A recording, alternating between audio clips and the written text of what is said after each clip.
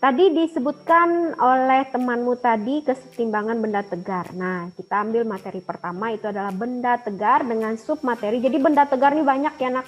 Nanti di bukumu itu sekitar sampai 8 poin yang ada di dalam kesetimbangan benda tegar. Nah, yang kita ambil di sini hari ini ada 3, yaitu momen gaya, momen inersia, hubungan momen gaya dan percepatan sudut. Jadi ada 3. Oke, berikutnya. Nah, kesetimbangan benda. Coba kamu perhatikan gambar ini. Ini adalah gambar apa ini, Nak? Coba satu orang. Siap, orang mengangkat beban, Bu. Orang mengangkat beban. Dia berada dalam keadaan setimbang tidak ini bintang? Menurut kalian, setimbang dia tidak ini? Siap ya, Bu. Kenapa? Kenapa dikatakan orang ini dalam keadaan setimbang? Siap, Bu, dikarenakan beban yang sebelah dan sebelahnya sama-sama, Bu. Sama-sama. Apalagi? Siap, Bu, sama kedudukannya, Bu. Sama kedudukannya. Kedudukannya bagaimana maksudnya? Berat bebannya, Bu. Berat bebannya. Apalagi? Masih ingat kita di semester 1, kita sudah belajar ini. Ada gaya yang bekerja di sini? Benda tersebut diam atau bergerak? Siap, diam, Bu. Diam. Nah, jadi itu salah satu syarat untuk benda yang setimbang atau seimbang. Dia berada dalam keadaan diam atau gaya sama dengan 0. Ya, nih ada 2. Yang pertama, sigma F sama dengan 0. Ini pelajaran kita semester di kelas 10 kemarin, hukum Newton. Ya, di kelas 11 ini yang kita pelajari. Sigma torsi atau tau, dibaca tau ya, seperti ini. Tau atau torsinya sama dengan 0. Apa sih? Kalau ini kan kita tahu ya, gaya sama dengan 0, artinya benda itu bisa dalam keadaan diam ataupun akan bergerak terus bila diberikan gaya atau tidak diberikan gaya. Nah, kalau untuk sigma tau ini adalah benda yang seimbang pada porosnya atau berputar pada porosnya dalam keadaan setimbang. Ya, contohnya seperti ini. Ini kan ada beban nih. Beban di rel ini, di tongkat besi ini. Nah, beban ini diam, dia porosnya di tengah. Ya, dalam keadaan diam dan porosnya di tengah. Dia berada dalam keadaan seimbang. Nah, ini kalau kita belajar kemarin di kelas 10, jumlah gaya yang bekerja pada benda itu besarnya sama dengan 0. Sedangkan untuk torsi, jumlah momen gaya atau torsi, ini dibaca torsi, yang bekerja pada benda juga akan sama dengan 0. Nah, kenapa kita bisa bilang dia sama dengan 0? Kita uraikan gaya ya. Di sini ada W1. W1 ini apa? Ayo. Siap, beban, Bu. Beban apa? Beban benda 1. Siap, benda, Bu. Nah, ini benda 1, makanya W1. Ini benda 2, makanya W2. Ini ada W. Tongkat ini sendiri pun punya berat. Jadi tongkatnya punya berat, benda 1 di sebelah sini juga punya berat, benda 2 juga punya berat. Nah, ini gaya normal yang berlawanan arah dengan gaya berat, itu adalah kekuatan atau gaya yang diberikan oleh si atlet angkat besi ini. Tangan kanan dan tangan kirinya, dia memiliki gaya normal. Ya, memiliki gaya normal. Ada N1 untuk tangan sebelah kanan dan ada N2 untuk tangan sebelah kiri. Nah, berapa besarnya? Besarnya itu sama. Kita tahu W itu kan arah ke bawah. Kalau gaya berat itu arahnya ke bawah, pasti nilainya positif. Karena dia searah dengan gravitasi bumi. Ya, arah W1 ke bawah, arah W tongkat ke bawah, arah W2 ke bawah. Nah, yang ke atas adalah yang berlawanan, yaitu N1 gaya normal 1 dan N2 atau gaya normal 2. Jadi W ditambah W1 ditambah W2 karena positif tadi ya, searah dengan gravitasi, akan dikurangi dengan gaya normal yang arahnya berlawanan, yaitu N1 dikurang N2 sama dengan 0. Nah, karena dia sama dengan 0, inilah yang dikatakan dengan setimbang. Benda tersebut setimbang ya, nilainya sama dengan 0. Oke, next kita lanjut. Nah, ini contohnya yang disebut dengan momen gaya atau torsi. Contohnya seperti ini. Ini ada titik poros di tengah seperti gambar beban tadi ya. Ada titik poros di tengah. Nah, lalu ada jari-jari. Jari-jari benda tersebut itu kita sebut dengan R. Nah, pada saat dia berputar, maka akan terjadi gaya di sini. Ada titik kerja gaya atau F. Pada saat dia berputar pasti akan terbentuk sudut. Kita udah belajar gerak melingkar. Jadi ini ada hubungannya juga dengan gerak melingkar. Dia akan membentuk sudut. Sudutnya ini yang tegak lurus kita sebut dengan L atau lengan gaya. Ya, L-nya berapa ini? Karena ada sudut di sini, dia di depan sudut atau jauh dari sudut, maka dia sin. Ya, jadi lengan gaya ini adalah R sin theta. Nah, kalau dia membentuk sudut ya, tetapi kalau dia tidak membentuk sudut atau sudutnya 90 derajat, kamu gunakan ini langsung. Kenapa torsi langsung F dikali R? Karena tegak lurus itu sudutnya adalah 90 derajat. 90 derajat itu nilainya 1. Nah, jadi langsung saja F dikali R. Tetapi apabila dia membentuk sudut tidak sama dengan 90 derajat, nah maka gunakanlah rumus torsi sama dengan F R sin theta. Ya, bisa dipahami? Ini untuk momen gaya.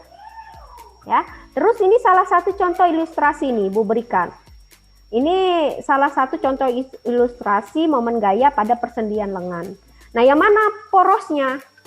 Titik porosnya yang ini, yang di siku ini. Ini poros ya. Nah, beban itu yang di tangannya. Nah, jauhnya poros dari siku dia ke lengan, ke genggaman beban itu adalah lengan gaya. Ini lengan gaya nih, atau X atau L. Panjangnya dari poros ke beban itu lengan gaya.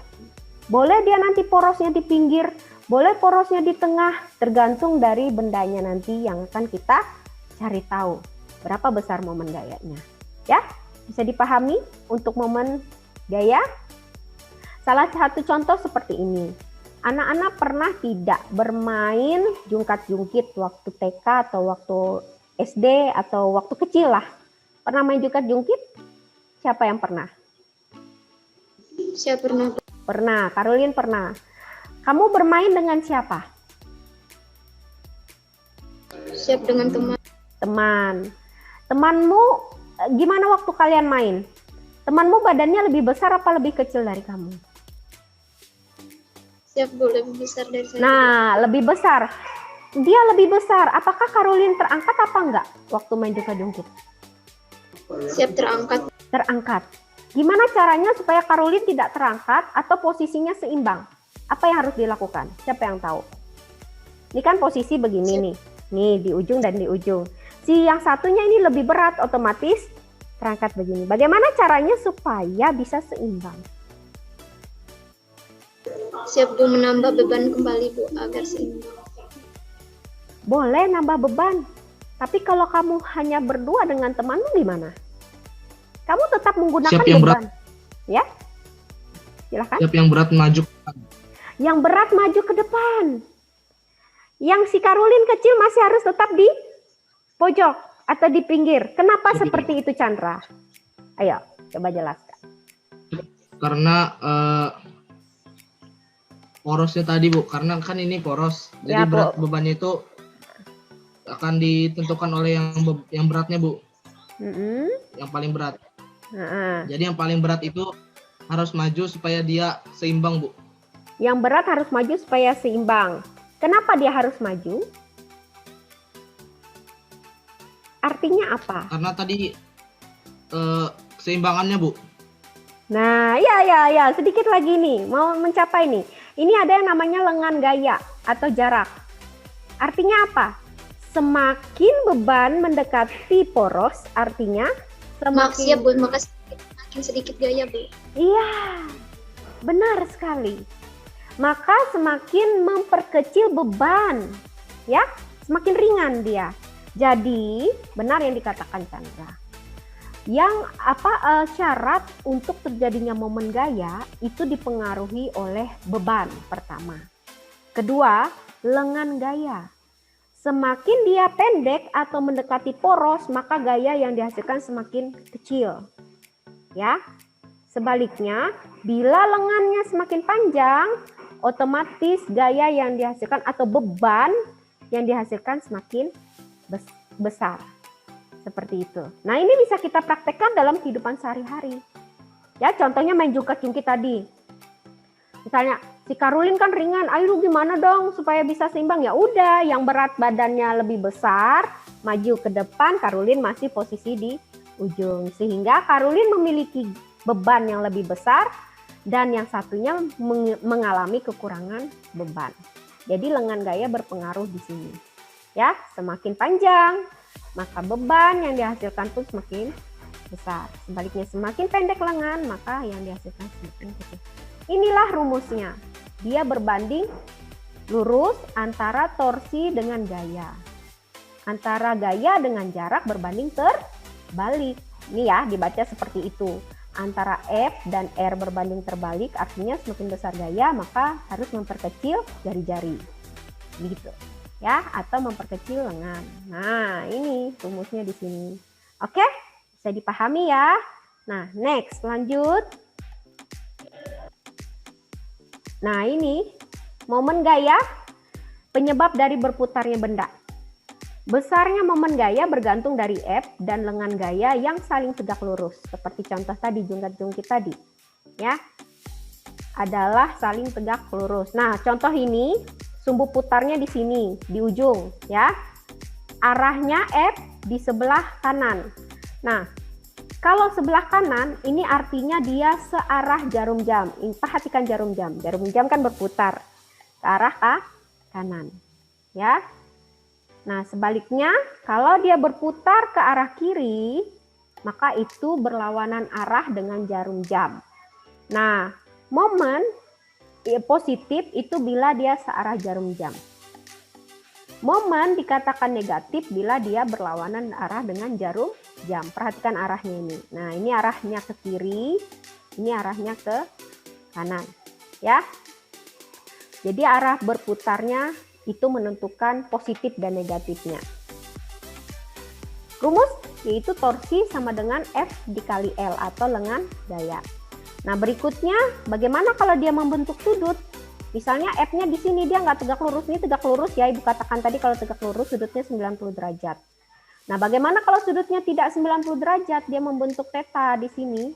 Maka yang kamu gunakan adalah ini, R sin theta. Tuh ya. Jadi F kali R sin theta. Nah, momen gaya itu juga bisa double, bisa ada dua. Itu kita sebut dengan momen couple. Ya, ada dua. Ada F arah ke kanan dan ada yang arah ke kiri. Jadi berlawanan arah. Jadi dia nanti membentuk putaran seperti itu momen couple, dua momen gaya. Nah, terjadi jika benda bekerja pada sama besar namun berlawanan arah. Benda bergerak atau berputar secara rotasi. Itu kalau momen couple sama ya, rumusnya sama. Itu F dikali L juga kalau untuk momen couple. Nah, baik, sampai di sini apa ada yang ingin ditanyakan sebelum kita masuk ke contoh soal? Bisa dipahami ya? Untuk momen gaya hanya ada gaya dan lengan. Itu yang mempengaruhi momen gaya. Kita masuk ke contoh soal. Ayo, silahkan. Silahkan sekarang ambil buku coretanmu, kamu coba cari. Ini. Sebuah cakram berjari-jari 30 cm berputar pada sebuah poros mendatar. Nih ya, jari-jari 30 cm. Harus dirubah ke dalam meter. Berputar pada sebuah poros mendatar. Kalau dia bilang mendatar berarti dia tegak lurus. Sudutnya sudah pasti tahu kalau tegak lurus, ya. Nah udah, gayanya di sekeliling cakram dililitkan seutas tali. Ujung tali ditarik dengan gaya besarnya tetap 20 Newton. Berarti ini sudah ada gaya. Sudah ada F. F-nya ada, R-nya ada, sudutnya ada, dia bilang mendatar, sudah pasti 90 derajat tegak lurus. Berapa besarnya? Siapa yang udah dapat? Silakan.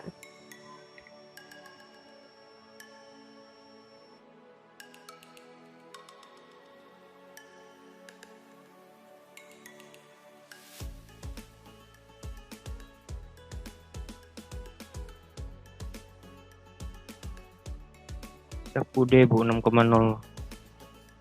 6, Siap deh, Bu. Oke. Silakan yang paling duluan jawab.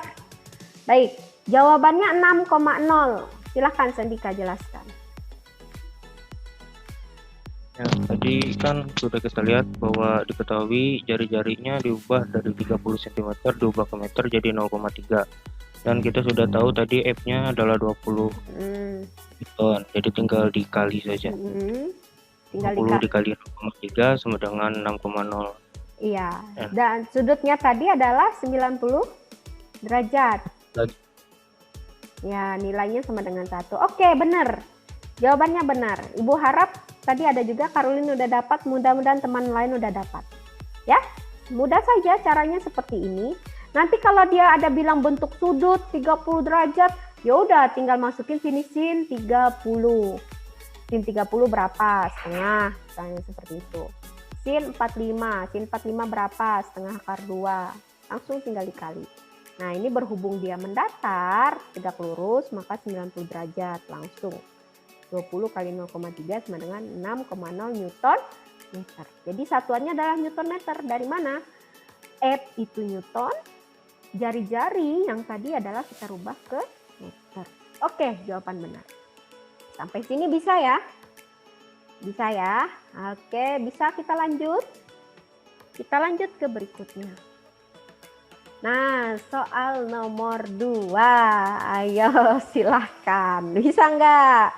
Soal nomor 2. Nah, ini penjumlahan ya. Nah, kita mulai tentukan arahnya. Perhatikan soal. Gaya F1, F2, F3, dan F4 bekerja pada batang ABCD seperti pada gambar. Jika massa batang diabaikan, maka nilai gaya terhadap titik A. Oke, berarti dia minta porosnya di A. Perhatikan, nanti kalau B, perhatikan B. Ini perhatikan A. Dia porosnya di A. Mana A? A di ujung. Nah, gaya yang ada di poros itu pasti sama dengan 0. Tidak akan bergerak. Gaya di poros tidak akan bergerak. Jadi, di sini kita akan tentukan nanti ada 4 torsi. Torsi 1 yang F1, torsi 2 F2, torsi 3 F3, torsi 4 F4. Ya, torsi 1 sudah tentu dia sama dengan 0. Torsi 2 ini. Torsi 2 ini kan F-nya 4 Newton. Panjangnya berapa dari A ke B? Nih, panjangnya 2 meter. 2 meter. 2 meter. Nah, berarti torsi 2 berapa, Sandika? 2 dikali? 8, Bu. Iya, jadi 8 Newton meter. Ini torsi 2. Positif apa negatif? Siap, positif, Bu. Positif, benar sekali. Karena arahnya ke bawah. Ke kanan. Atau ke bawah nih kan. Nah, positif. Oke, benar. Sekarang torsi 3 di C. Di C gayanya di sini. Berapa torsi C? Panjangnya dari A ke C yang kamu cari. Kamu hitung. Siap, 15, Bu. 15 dari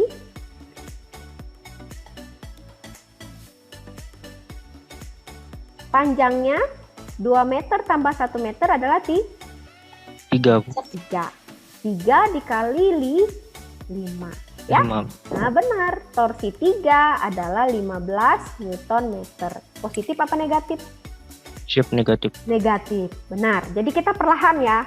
Perlahan anak-anak, jangan buru-buru. Jadi tentukan dulu panjangnya berapa dikali baru tentukan arah. Ya. Jadi dia negatif kenapa? Karena dia arahnya ke atas. Nih, sekarang terakhir torsi 4. Ayo, berapa torsi 4? Siap, 60, Bu.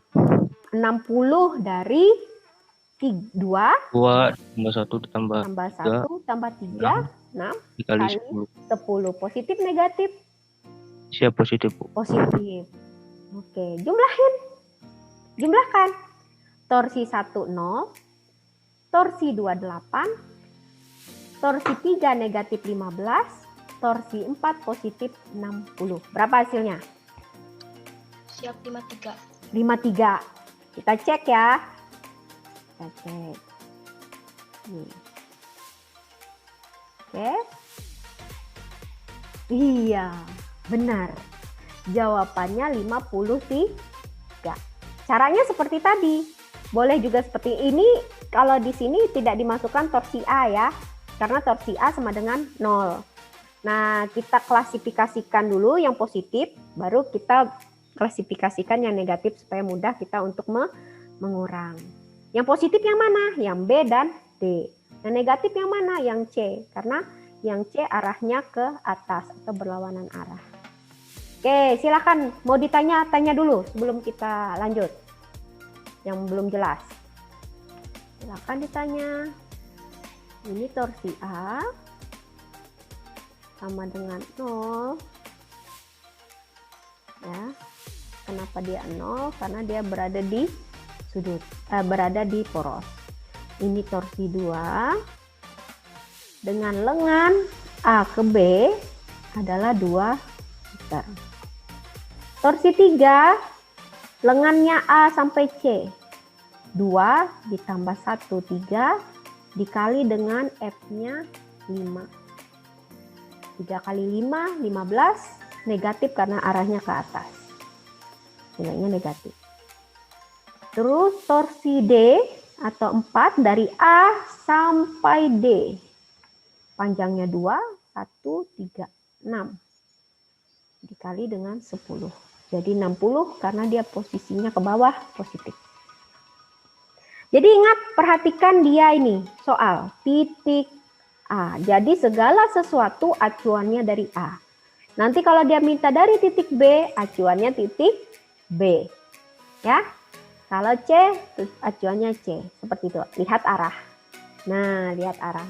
Belum tentu nanti torsi A atau torsi B positif, belum tentu. Tergantung arahnya lagi nanti. Oke, bisa ya? Bisa. Kita lanjutkan lagi berikutnya. Nah, ini kita masuk momen inersia. Momen inersia dilambangkan dengan I. Dilambangkan dengan I.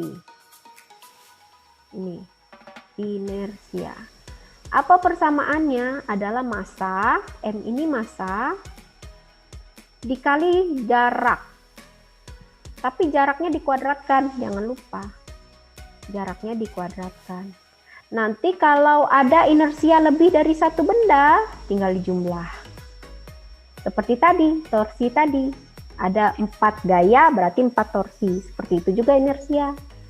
Nah, yang penting ada massa 1 dikali jari-jari 1 dikuadrat. Kalau ada massa 2, berarti massa 2 dikali jari-jari 2 dikuadratkan dan sampai seterusnya. Ini untuk momen inersia. Berikutnya.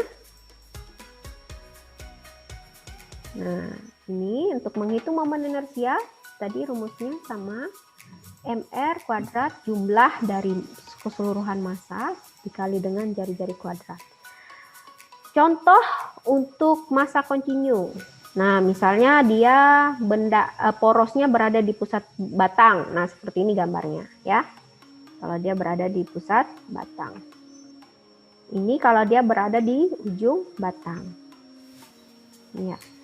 Berikutnya, ini contoh 3. Ya, perhatikan contoh 3. Ini ada gambar 3 buah partikel massa M. Ini kita anggap massa 1, ini massa 2-nya 2M, massa 3-nya 3M. Dipasang pada ujung kerangka yang massanya diabaikan.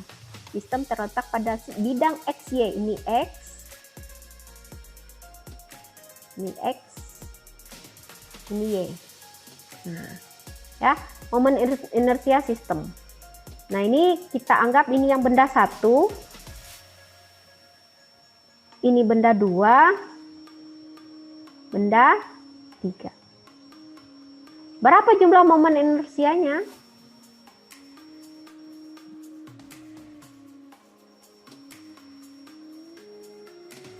Nah, ini ya. Nah, ini tadi yang Ibu bilang tadi, massa 1 yang ini. Ini massa 1. X-nya berapa? Coba perhatikan, X-nya berapa? X itu yang mendatar. Dari 0 ke M, berapa? Nih, 2A, ini X. Y-nya berapa? Y-nya 0. Ya, ini X-nya, Y-nya 0. Ini Y di atas. Nah, perhatikan benda 2, M2. M2-nya di sini. Massa 2. X-nya berapa? Ini X-nya yang mendatar, 0. Y-nya berapa yang ke atas? 2. Siapa? Mana? A, ya, yang di atasnya A. Oke, benar. Jadi 0 dan A. Kita perlahan ya. Berikutnya M3. Ini M3. Berapa X-nya? Siap min A, Bu. Min A. Kenapa dia min A? Karena di sebelah kiri. Sebelah kiri, benar sekali. Ini ya, min A. Sebelah kiri. Y-nya berapa? Siap 0, Bu. 0. Nih. Ya, mudah-mudahan bisa. Mudah-mudahan paham. Ini X, ini Y. Yang ke atas Y, yang mendatar X. Bisa ya? Ini massa 1, massa 2, massa 3. Nah, berapa besar total torsinya? Dijumlahin satu-satu. Benda 1 kali R1 kuadrat ditambah M2 dikali R kuadrat M3. Nah, ini. Udah masukin X dan M-nya tadi berapa? M1 itu M. Oke. R-nya yang mana? R-nya yang di X. Jadi perhatikan, yang diambil hanya nilai X saja. Yang diambil hanya nilai X saja. Ya, tapi dikuadratkan. Nih. Jadi 2A dikuadratkan. Ditambah M2 berapa? M2-nya 2M. Nih. Berapa jaraknya R-nya? R-nya 0. Nih, ambil yang di sini. Kuadratkan. M3-nya berapa? 3M. Nah. Berapa R-nya? R-nya ambil yang negatif A. Dah, masukkan nilainya. M 4A kuadrat itu 4. MA kuadrat ditambah 0. Karena ini dikali 0. Lalu, kenapa jadi positif? Negatif dikuadratkan itu jadi positif. Ya, jadi positif 3MA kuadrat. Totalin 4MA kuadrat tambah 3MA kuadrat adalah 7. Ayo, sampai sini. Silahkan ditanya. Jangan nggak nanya, yang nggak paham tanya. Biar Ibu ulangi lagi. Silahkan. Siap, Bu. Ya. Izin bertanya, berarti untuk nilai R-nya itu emang dia ngambil dari X atau gimana? X. Iya, ambil X. Karena, kenapa kamu ambil X? Karena ini. Sistem diputar terhadap sumbu Y. Lihat putarannya nih, ini putarannya. Ya, lihat putarannya. Kalau dia diputar di sumbu X, di sumbu Y, kamu ambil X. Kalau nanti dia diputarnya di sumbu sini, nah, berarti yang berputar kan sumbu Y. Kebalikannya. Kalau dia diputar di sumbu Y, porosnya di sumbu Y berarti yang mutar X. Mutarnya gini loh, horizontal. Tapi kalau di X diputar berarti dia jadi vertikal putarannya. Bisa dipahami ya? Kenapa dia X? Karena dia sistem diputar terhadap sumbu Y. Kebalikannya. Nanti kalau sistem diputar terhadap sumbu X, kamu ambil yang Y. Kebalikannya. Bagus sekali pertanyaannya. Ya, silakan ada Bu, lagi. Ya. Tanya, Bu. Nah, di sini kan Gimana? siap. Kan di sini kan rumusnya M1 R1 kuadrat ditambah M2 R2 kuadrat ditambah M3 R3 kuadrat.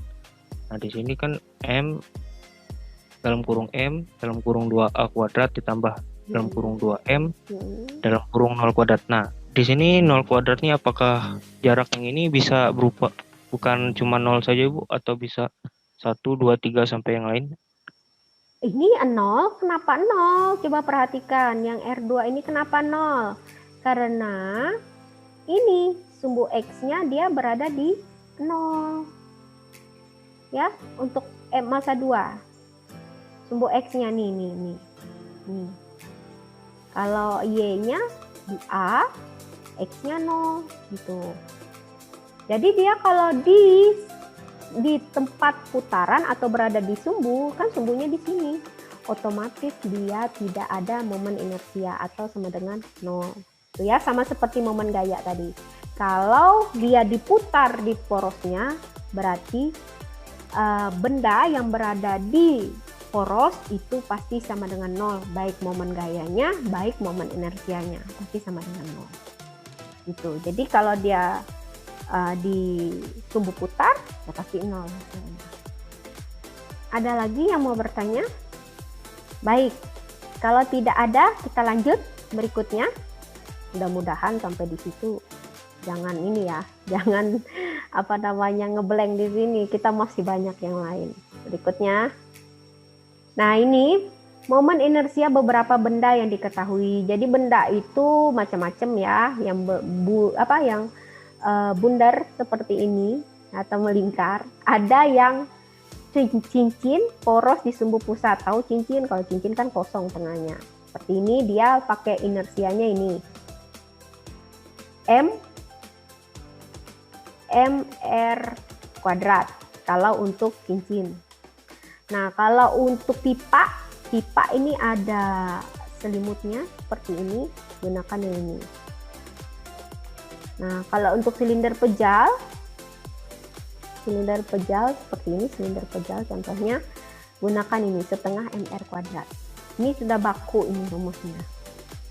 Nah, tergantung jenisnya masing-masing. Kalau batang, nih 1/12 ml. L-nya ini panjang ya, R itu juga panjangnya, jari-jarinya. Ini juga bola pejal. Biasanya yang sering keluar tuh bola pejal, batang, ya itu yang sering keluar. Jadi dihafal, diingat rumusnya. Tapi kalau cincin dia ini aja, mr kuadrat aja. Bola tipis berongga 2/3. Cincin poros diameter setengah. Keping ini 1/12 M dalam kurung A kuadrat plus B kuadrat. Masih semangat ya? Masih semangat, memang kita belajar daring ya seperti ini, hitung-hitungannya ya seperti ini.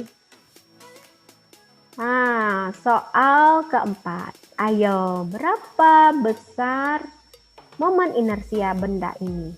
Batang AB masanya 2 kg. Batang nih ya, massa batang. Diputar melalui titik A. Momen inersia sudah ada, I-nya udah ada.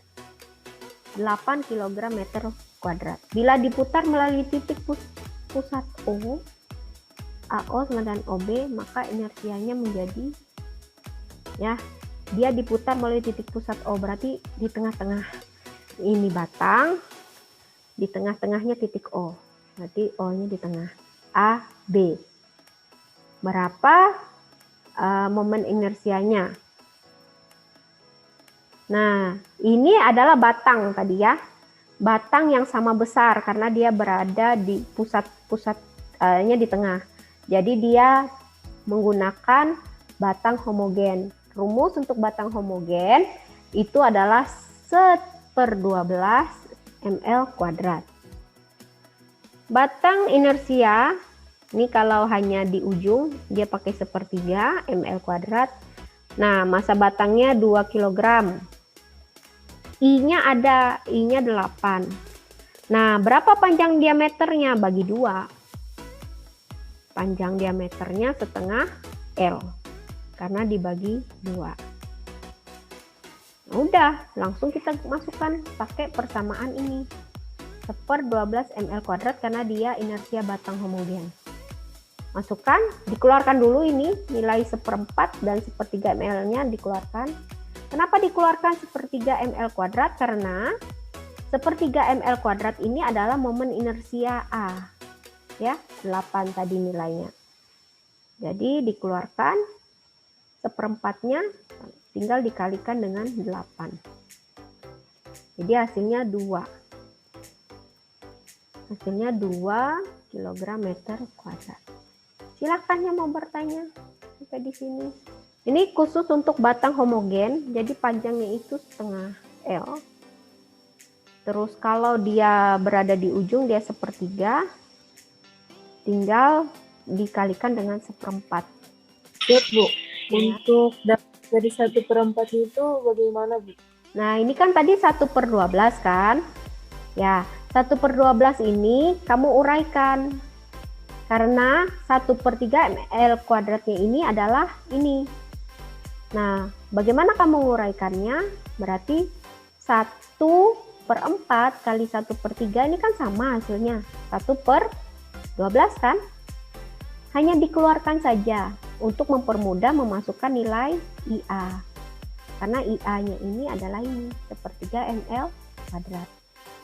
Nah, masukkan nilainya 8 kali 1/4 dapat 2. Ini hanya pengoperasian saja. Mengeluarkan supaya mempermudah untuk menghitung. Ibu lanjut ya. Nah, ini untuk batang homogen ya, batang homogen. Berikutnya contoh 5. Nah, oke, anak-anak mudah-mudahan masih nyambung ya. Ini berikutnya adalah menggunakan perkalian cross. Gayanya ini 5i plus 9j, lengan momennya ini AI plus 2j. Nah, F-nya yang ditanyakan, besar momennya 26, yang ditanyakan nilai A. Ini yang ditanya nilai A. Masih ingat kemarin ya, pelajaran kita kemarin untuk perkalian cross? Diketahui F-nya 5i plus 9j Newton, R-nya AI plus 2j meter. Nilai A untuk torsi sama dengan 26 Newton meter itu berapa? Nilai A-nya yang dicari. Nah, kita masih menggunakan persamaan ini. Torsi sama dengan F kali L. Oke, ingat aturan perkalian cross. Beda dengan dot ya, ini cross. Kalau cross, kalau dia sama I kali I, J cross J, K cross K, itu 0 nilainya. Sebaliknya, kalau I cross J itu jadi negatif K. J cross I jadi K, positif. Yuk, kita coba. Ya, langsung kita kali nih. Ini F-nya. Ini R-nya atau L tadi ya. Kita kali. Ini F. Ini L. Jadi torsi sama dengan ini. Oke. Nah. Kita kali yang ini dulu. 5i dan AI. Ini I dan I. Ingat, kalau I dan I jadinya apa? 0. Ya. Jadi 5A kali 0. Terus, yang ini. 5I dan 2J. Jadi apa?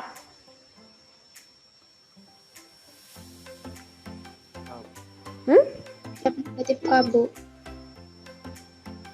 Belum tepat. Belum lengkap. 5i cross 2. Benar, Minka, benar. 5i kali 2j. 5 kali 2? Siap 10. 10. Jadi Nih, 10 kali ketinggalan negatifnya. Nanti ya. Jadi itu negatif 10K itu sebenarnya. Berikutnya 9J kali AI. Jadi apa? 9 kali A. 9A K. Nah, ya. Terakhir 9J kali 2J ya pasti 0 ya. Karena J cross J. Oke. Nah, ini tadi negatif harusnya di sini. Jadi dia negatif 10K plus 9AK. Ini 0, ini juga 0. Jadi torsinya menjadi 9A dikurang 10K. K-nya kita keluarkan ya. K-nya kita keluarkan. Nah, lanjut. Nah, dari sini, dari torsi 9A min 10K itu, kita masukkan ke dalam besar momen gaya. Kalau yang dibilang dengan besar, berarti pakai akar kuadrat di dalamnya. Itu ya, kalau besar. Segala sesuatu misalnya besar, gaya, juga seperti itu. Pakai akar, dikuadratkan di dalamnya. Jadi torsi X nggak ada, X itu I. Nggak ada I kan? 0. Torsi Y nggak ada, Y itu J. J-nya 0 juga. Nah, torsi Z itu K. Masukkan. Tadi 9A min 10. Nah, itu torsi Z-nya. Karena dia akar, ketemu kuadrat, habis. Jadi tadi torsinya kan 26. Nih, dari sini. Torsinya 26. Masukkan ke sini. Torsi Z itu yang K. Nih. Yang K. Ya, masukkan ke sini jadi 26. 9A min 10. 9A kita pindah ruas ke sebelah sini. 26 kita pindah ke sini. Jadi dia 26 ditambah 10 jadi 36. A berarti 36 bagi 9. Dapatlah 4. Jadi nilai A-nya adalah sebesar 4 untuk mendapatkan torsi 26 Newton meter. Silahkan yang mau bertanya. Bu, saya masih belum paham di bagian yang 5A kali 0 itu, Bu. Oh, 5A kali 0. Begini ya. Nah, ini kan 5I. Ini dulu panah yang ini. Nah, ini kan panah ini dikali ini. AI. 5 kali A adalah 5A. I cross I ini 0. Jadi dari mana dapat 0 ya? Dari sini I cross I. I cross I sama dengan 0. Ya, sampai situ gimana Rika? Siap ya, Bu. Ya, bisa ya. Ada lagi yang bertanya? Siap. Saya masih bingung yang di akar 0 ditambah 0 itu, Bu. Oh, akar 0 tambah 0. Ini ya. Ini kan torsi X. Torsi X itu temannya I. Temannya I. I ada nggak di sini? Nggak ada kan? Nah, berarti dia sama dengan 0. Torsi Y itu temannya J. Nah, kalau torsi Y temannya itu J. J ada nggak di sini? Nggak ada kan? Berarti juga 0. Ini loh, ini I tadi. Ini J. 0 kan?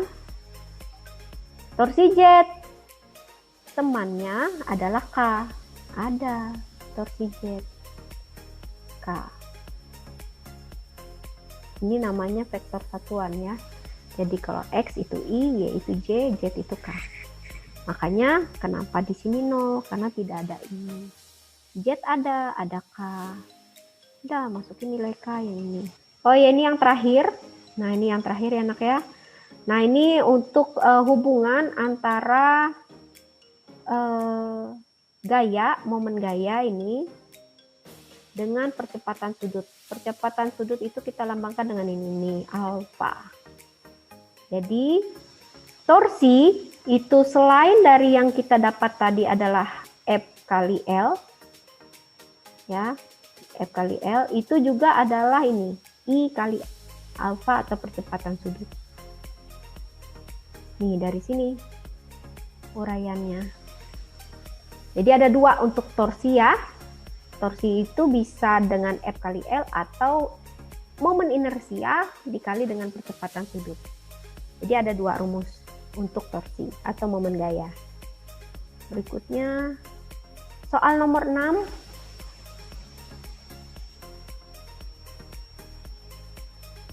Nah ini.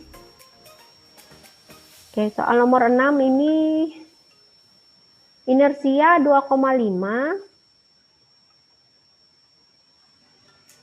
Kecepatan sudut awal ini omega 0 ya. Ini omega 0 nih.